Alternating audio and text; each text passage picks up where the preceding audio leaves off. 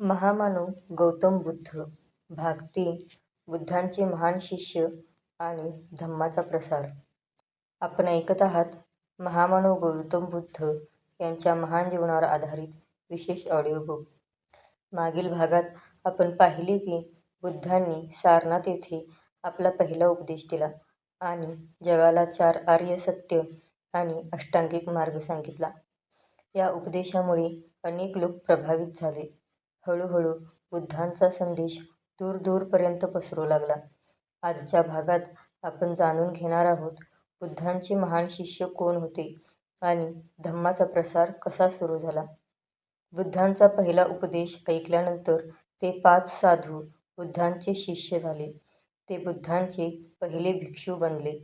त्याच क्षणापासून संघाची स्थापना झाली. संघ म्हणजे भिक्षूंचा समूह. यानंतर हळूहळू अनेक लोक बुद्धांच्या शिकवणीने प्रभावित होऊ लागले. राजे, व्यापारी, सामान्य लोक, स्त्रिया सर्वजण बुद्धांचे अनुयायी बनू लागले. बुद्धांचे अनेक महान शिष्य होते. त्यापैकी 2 शिष्य विशेष प्रसिद्ध होते. त्यांची नावे होती सारिपुत्र आणि मोग्गलायन.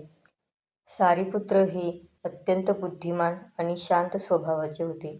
ते बुद्धांचे सर्वात ज्ञानी शिष्य मानले जातात. बुद्धांनी सांगितलेला धम्म समजून घेण्यात आणि इतरांना समजावून सांगण्यात ते अत्यंत कुशल होते. त्यांची विचारशक्ती आणि समज खूप गाढ होती, म्हणून त्यांना बुद्धांचा मुख्य शिष्य मानले जात होते. मोग्गलायन हे बुद्धांचे दुसरे महान शिष्य होते. त्यांची ध्यानशक्ती खूप प्रबळ होती. ते अत्यंत गहन ध्यान करू शकत होते. त्यांच्या साधनेमुळे त्यांना विशेष आध्यात्मिक शक्ती मिळाल्या होत्या असे सांगितले जाते. बुद्धांचे आणखी एक अत्यंत जवळचे शिष्य होते आनंद. आनंद हे बुद्धांचे चुलत भाऊ होते. ते नेहमी बुद्धांच्या सोबत राहत असत. बुद्धांनी दिलेले अनेक उपदेश आनंद यांनी लक्षात ठेवले. नंतर बुद्धांच्या शिकवणी लोकांपर्यंत पोहोचवण्यात आनंद यांची मोठी भूमिका होती. बुद्धांचा संदेश अत्यंत साधा आणि स्पष्ट होता.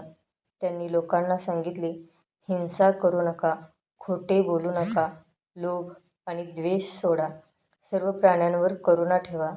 हा संदेश लोकांच्या मनाला भिडला. हळूहळू बुद्धांचे शिष्य वेगवेगळ्या दिशांना जाऊ लागले. ते गावोगाव जाऊन लोकांना धम्म शिकवू लागले. यामुळे बुद्धांचा संदेश भारतभर पसरू लागला. अनेक राजे आणि मोठे व्यापारी बुद्धांचे अनुयायी झाले.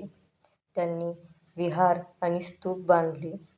लोक बुद्धांचे उपदेश ऐकण्यासाठी दूरदूरवरून येऊ लागले. बुद्ध अत्यंत शांत आणि करुणामय होते.